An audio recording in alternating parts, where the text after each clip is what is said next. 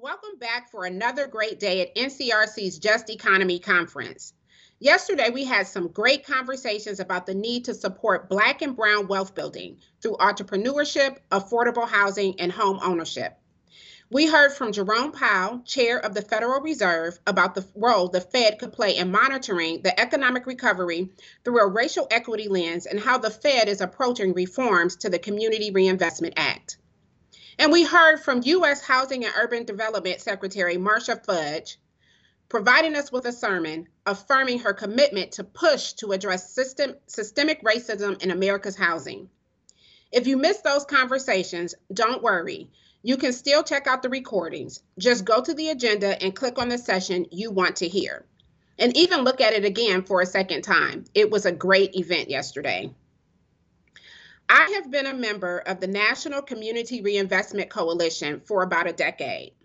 First in my role as the Executive Director of the City of Dayton Human Relations Council, and now in my role as Chief of Staff for the City of Toledo.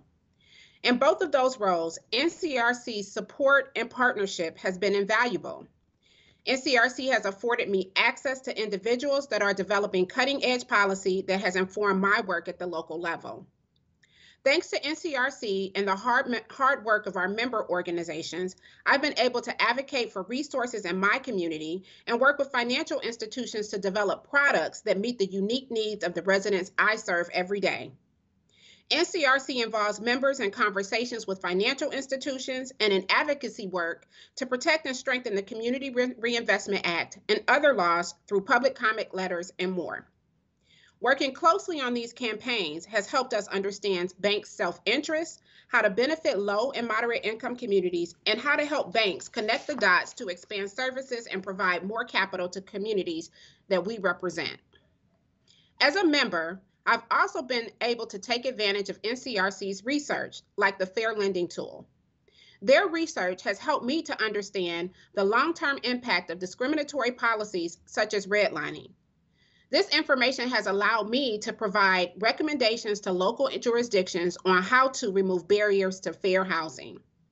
It is often impossible to keep up with all of the federal policies that impact our lives and our stakeholders.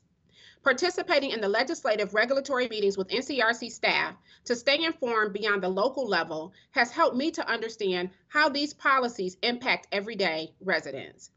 And of course, we come to the Just Economy Conference, one of my favorite events of the year, where we meet passionate advocates like you and participate in Hill Day, or this year, Advocacy Week. This gives us an opportunity to hold our elected officials accountable to passing policies that benefit the constituents that elected them to serve on their behalf in their best interests. Just last week, NCRC members met with their congressional representatives, helping to build the skills to create strong partnerships with Capitol Hill long term. Becoming an NCR member is worthwhile for any nonprofit, educational institution, or local government agency that wants to be on the forefront of creating a just economy. Individuals can also join and support NCRC and benefit from the many resources that we have to offer, like the newly launched Just Economy Club. NCRC has strengthened my voice locally by providing a nationwide family of economic justice advocates sharing practical recommendations on how to get to a just economy. With NCRC, membership really does have its privileges. You're here today because you believe in a just economy. Join us in making that happen. Now for a few housekeeping rules. As we get into our first session of the day, a few reminders. Please use the chat to interact with your fellow attendees and pose any questions you may have. If you have technical difficulties, you can reach the support team through the support button on the navigation bar on the left side of your screen. Please share what you have learned on social media, Facebook, Twitter, Instagram, and LinkedIn, and make sure you use the hashtag JustEconomy on whatever platform you choose to use. New this year, we have a conference game. Check out our event game in the navigation bar to see more details and to compete against your fellow attendees for a chance to win awesome prizes just by participating in the conference. Once again, we want to thank all of our conference sponsors for their support of a just economy. And thank you to our Platinum, Diamond, and Gold sponsors: Morgan Stanley, Truist Financial Corporation, Citibank, Goldman Sachs, JP Morgan Chase and Company, Ocwen Financial Corporation, Santander Bank, Wells Fargo, Bank of America Corporation, PNC Bank, and Quicken Loans LLC. Now, I'd like to welcome you to the second half or to the second day of our conference, and I'm pleased to start today's programming by introducing our first keynote speaker of the day. If we were in person, you would hear me say OH, and the crowd would affectionately respond with IO.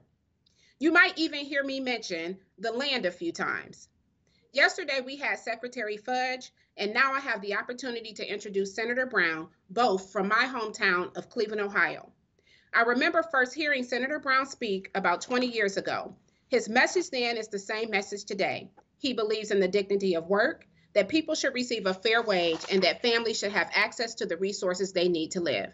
His message resonated with me then, and it still resonates with me today. Senator Brown has been a well-respected member of the Senate since 2007 and a committed supporter of the NCRC mission. He's now chairman of the Senate Banking, Housing, and Urban Affairs Committee.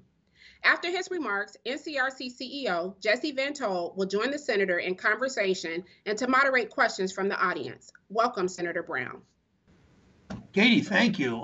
Good to be here. Sorry I'm a little late. I was at an urban farm up in my home county of Richland County where I grew up, and they've done some really pretty remarkable things on urban farming. So thanks. And so again, sorry for being a little bit late. Katie, thank you. And Katie has been a stalwart in this state, fighting for justice, fighting for fair housing in Toledo and Dayton, where she grew up in Cleveland, and I'm thrilled to be introduced by her. And Jesse, I love working with Jesse and the work that he's done for all of you. So thank you for the work that everybody in this call does to invest in communities of color that have been left behind, and all communities that have been left behind by, in my state, by an incompetent or reactionary state legislature, and have been left behind far too often in Washington and Wall Street.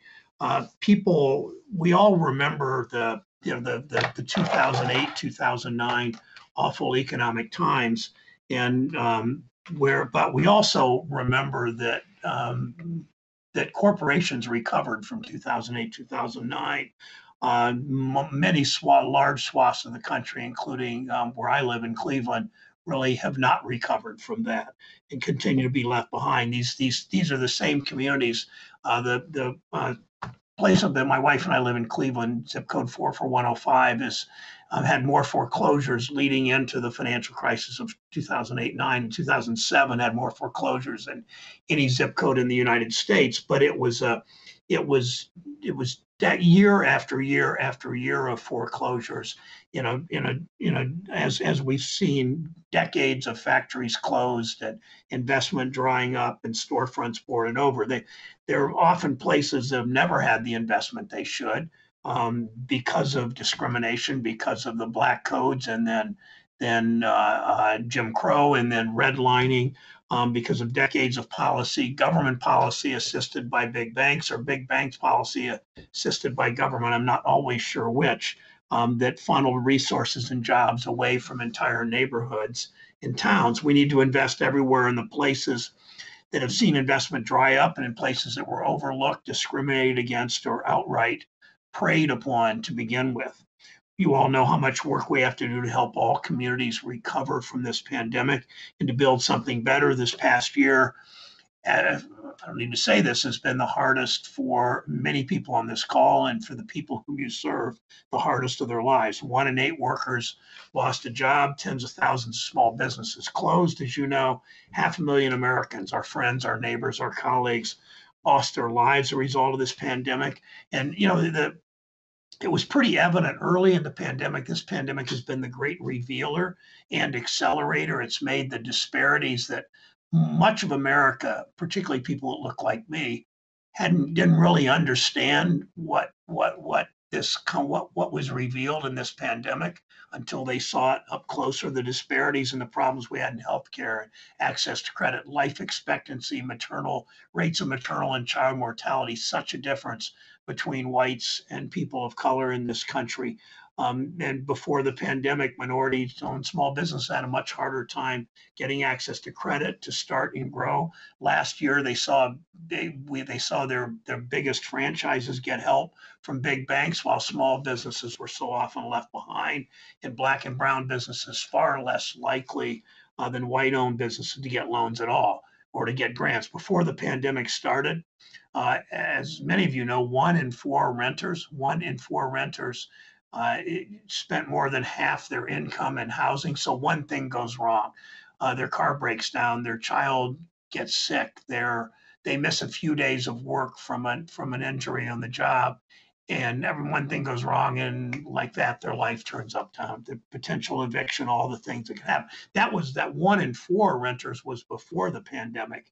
The black ownership rate now is as low as it was when housing discrimination was still legal back to 1968. As you probably know, when Dr. King was assassinated, the Senate finally and the House finally passed the open housing, fair housing law.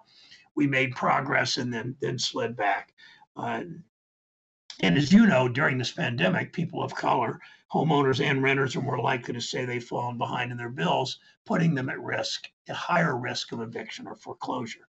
We recognized all that in the American Rescue Plan. When Joe Biden became president, we provided some $45 billion to pay back rents, to help people through the Homeowner Assistance Fund stay in their homes, another $10 billion, and more than $100 million for counseling for people to figure out how to get on with their lives in the midst of the threat of foreclosure and eviction. We restarted the state small business credit initiative to provide more relief to truly small businesses. But the rescue plan was just that. Keep that in mind. It's a rescue to mobilize our resources to get us through the emergency. Returning to the same broken system where hard work wasn't paying off isn't good enough. It might have been when Joe Biden announced for president 2-3 years ago, he might have thought, I just want to return America to pre-Trump normalcy. Well, pre-Trump normalcy isn't good enough. Joe Biden now understands that we need to go big. That means we need to go big on housing. It means we need to go big on recognizing that race is a public health crisis. It means we need to go big in raising wages. It means we need to go big on our tax system, all of those things. And that's fundamentally the work of the committee that I now chair, the Senate Banking, Housing, and Urban Affairs Committee. This committee, I think, says it all in this way. This committee has been known by the media and by those around the Senate as just simply the Banking Committee or Senate Banking. Well, this committee's been for years has been all about Wall Street, not very much of the full name, Banking, Housing, and Urban Affairs. It's been all about Wall Street, not much about housing, and damn near nothing about urban affairs. The committee has simply not addressed issues that matter to people's lives. But that was then, this is now. We've confirmed Secretary Marcia Fudge to be head of HUD. She's to restore the fair housing rules that the Trump administration gutted. Marcia Fudge was my congresswoman until we confirmed her to be our Secretary of HUD. We've held hearings on how a financial system built for the benefit of Wall Street hurts the very workers it depends on. Last week, we held the committee's first in its history, its first ever worker listening session. One woman looked into the camera from southern West Virginia, from the coal fields, where she's survived over the years, and she said they call me working poor, but working and poor shouldn't be in the same sentence. We started fighting climate change, first time this committee's ever had a hearing on climate, and sensing it as the opportunity, in one sense that it is, to create jobs, to bring down people's utility bills, to create healthier neighborhoods. We held the committee's first hearing in 9 years on the state of housing to examine the impact housing has on the school district you grow up in, the opportunity that your child has. Recognizing where you live has a whole lot to do with how you eat. Is there a good grocery store nearby? Recognizing where you live has a whole lot to do with public transit, or a transit stop so you can get to work. Recognizing where you live has a whole lot to do with the air you breathe and the paint in your home and the quality of the soil in terms of, was it a toxic, does it have toxic chemicals or toxic substances, metals from a local foundry, things like that. So we understand that in this committee. That's why we're moving forward. We also did the first hearing ever in this committee, the history of the structure to examine the structural racism in housing, as I said earlier, from black codes to Jim Crow to redlining to the Trump administration locking in too many of those housing discriminatory practices.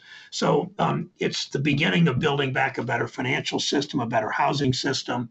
We need to rescind the harmful Community Reinvestment Act rule that the controller of the currency put in place last year. We need to build on the work the Federal Reserve is doing to get all three regulators on the same page and strengthen the Community Reinvestment Act. It includes finally explicitly ensuring that banks are serving the communities of color whose deposits they profit off of. We need to strengthen protections for consumers in credit reporting and mortgage lending and so much more. We'll soon have Rohit Chopra head the Consumer Financial Protection Bureau at a time when the agency is needed more than ever to help struggling families weather the economic fallout from COVID-19. We should also be cracking down on predatory lending, not encouraging it. That's why I'm supporting, and I know that's why you all are supporting the effort to overturn the controller of the currency's so-called true lender rule. Thank you for your support on this. We'll continue to work together to close the ILC and OCC chartering loopholes. We can't let fintechs play by different rules and put consumers and communities at risk. And we'll get to work investing in our nation's housing because housing is infrastructure. You see how important this is. You see what a difference it can make for a neighborhood when they can get financing for homes and grocery stores and healthcare they need, when they have a say in how their community develops. I'll close with a story. I've begun working with a former colleague of mine, Doug Jones, begun a tradition in the Senate of once a year coming to the Senate floor, bringing three Republicans. I invite three Republicans and three Democratic senators to join me.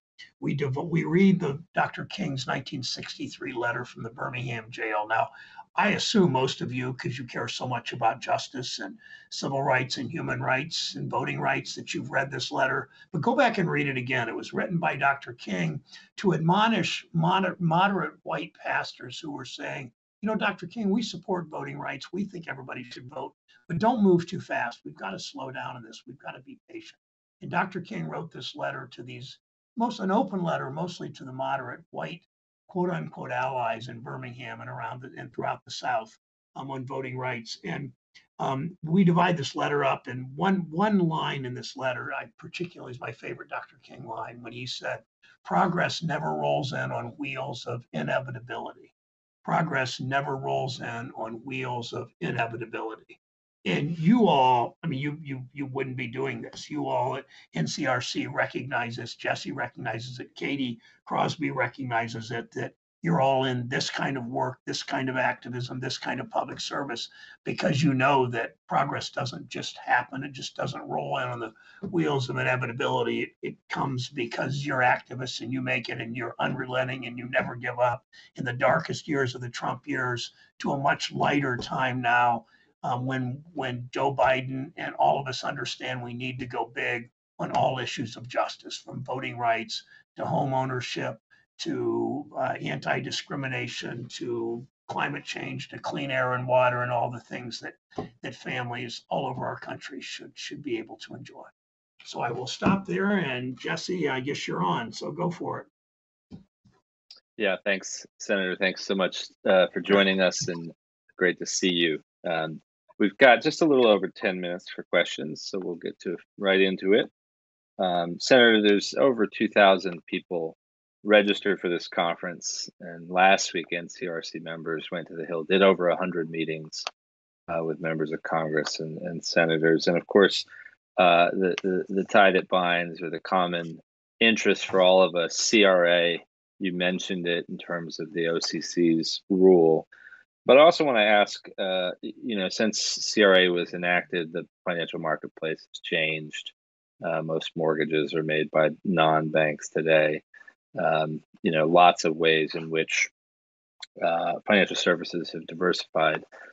Chair Powell said yesterday like activities should have like regulation, and a question about expanding CRA to other types of entities. We have advocated for fintechs, mortgage companies, investment banks, broker-dealers, and larger credit unions to be covered. Do you agree that a broader set of financial players should have a CRA obligation or a duty to serve, given what's happening in communities, given we now know literally the entire financial system is backstopped by the federal government? We experienced that during the recession. We've experienced that during COVID.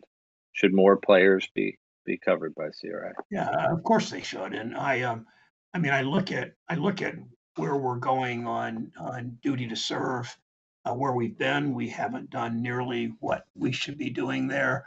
I look at that more and more. I mean, one I think connected to your question, Jesse, is the number of people that are unbanked in this country, and I want the Fed to play a role. And I've met with a couple of Fed people, including Jay Powell, about this. I think they will be more enthusiastic as they see Congress move on this, but I think Congress has a duty to engage with the Fed, with the Postal Service, with credit unions, with small community banks, that we can entice for a variety of ways to get into communities to bank the unbanked. We see more and more of the big national banks pull out offices, branch offices they have in underserved area, not just inner city Cleveland, but also rural Appalachia and Southeast Ohio and other places. But I think that as this financial system has moved and more people are writing mortgages and more people want to benefit from those from people, from low income people, as they have that duty to serve. So we are interested in, I'm interested as chair of this committee in closing those loopholes, whether it's ILC or whether it's fintechs. But I want the duty to serve being front and center in whatever we do with CRA. I'm hopeful as the Biden people get people in place for all of these jobs, and we're not there yet. It's still a bit of a cumbersome, arduous process that we need to get them in place, get them moving on a much better CRA where there's consensus. And I don't exactly know what the chair of the Federal Reserve is saying, light jobs, light touch of regulation. But I need to have that proved to me that we should go in that direction. I'm not inclined to. You brought up administration jobs, and of course, I have to ask about the comptroller. Early on, it seemed like Michael Barr might be the nominee to lead the OCC. Then Marissa Baradaran, I know a candidate you favored, seemed to be the leading candidate. Now she seems to have stalled out. Other names have been mentioned. Meanwhile, several mergers have been announced and are pending review. The CRA reform process that the Fed is going through the paces, and not having a comptroller may begin to slow that up. We heard some news reported yesterday that it appears Treasury has picked an acting comptroller. But has this become urgent at this point? And in your view, what are the characteristics or qualifications for comptroller? And you're right. I mean, I like Michael Barr. I had no objection to Michael Barr, but I was very publicly and privately, directly with the administration, pushing for Marissa Baradaran. I was both inspired and taught a lot by How the Other Half Banks and the Color of Money, her two books. I don't remember which order I read them in, and I just reread The Color of Money again. I mean, just reread it, not reread it again, reread it. And I think that that the way she thinks about the world and the way she thinks about banks makes a lot of sense. For whatever reason, administration seems to be not certain there. I don't know who is likely to be chosen. I think they made the right decision to put an interim person in because they haven't been able to fill this for a whole host of complicated reasons. And I don't second guess. I never really demand you pick this person, but I give names regularly to them of people that I know will not be captive of Wall Street, that will fight for justice in the way that, Jesse, that you define it and that I define it, that will side with local homeowners and local renters and communities have been left behind. And I think most of the president's nominees have been those people. But I don't know how to answer who it's going to be at OCC. I do think, though, as I said, that the decision to have an acting controller makes sense because the mischief still. There are Trump nominees, still Trump appointees that run the Social Security Administration. Still, Chairman Wyden and I, and others are trying or asking him to quit or trying to get him fired. The head of the Consumer Bureau, I called her 3 times between the election and inauguration day and told her she had to quit. And finally, she did. But it's the Biden people could put somebody in a little faster then. Same with OCC. And so putting in somebody that's acting is the exact right move. And I applaud that. But we've got to get somebody in place there that's progressive and smart and ready to serve in the ways that the voters want them to. And we look forward to talking more about that. I think, we've been concerned that the lack of consensus around a progressive pick could result in someone else getting named. I'm going to move on to one more question because we're tight on time, and that's around overdraft fees. We saw banks take in millions of dollars of overdraft fees during the pandemic, and for that matter, before that, it's a significant source of revenue at many banking institutions, and yet we've started to see the tide turn here in 2021. Recently, PNC Bank, for example, announced something they call low cash mode, which I believe they estimate will reduce overdraft fees at their institution by 2/3. We've heard others are looking at and examining this practice. Is this something? Is this a good development? Is it something that industry can be relied on to move away from, or does Congress need to act? Does it need to be addressed by Congress and the regulators? Yeah, good question, Jesse. The answer is Congress needs to. Many of us in Congress need to make our feelings known. Whether we could actually move on that as legislation is not clear to me. But part of my job is I call banks, and I've had several conversations with CEOs of banks of all sizes on the importance of diversity, the importance of climate, that their underwriting standards reflect the risk of climate, not just the most obvious.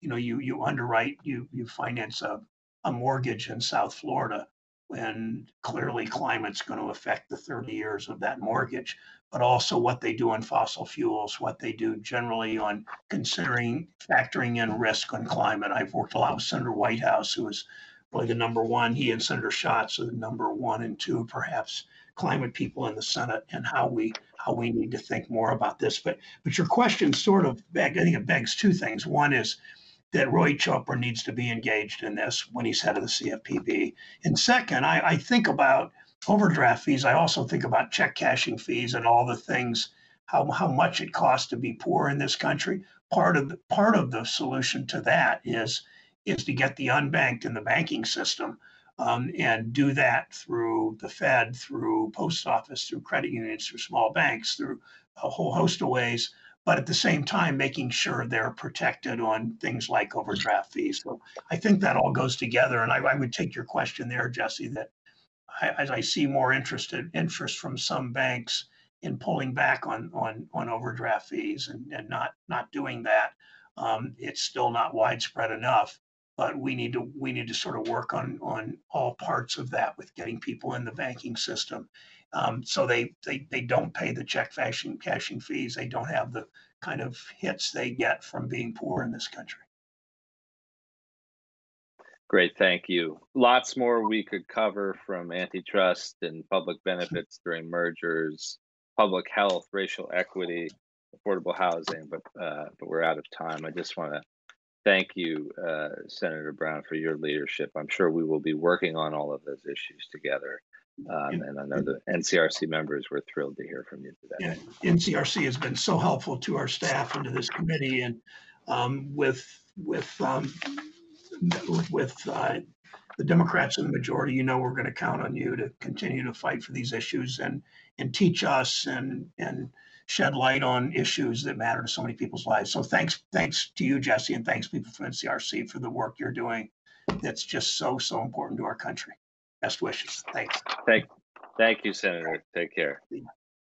And now, folks, we're going to quickly transition to our next session, which is a fireside chat with John Taylor, our president and founder, and PNC Bank CEO Bill Demchak. To join us there, you'll want to go back to the agenda and navigate the next session. We're not taking a break. We're going to roll right into it. So please navigate out of this session, click on your agenda, and click on the next session. We'll see you there in just 1 minute. Thank you.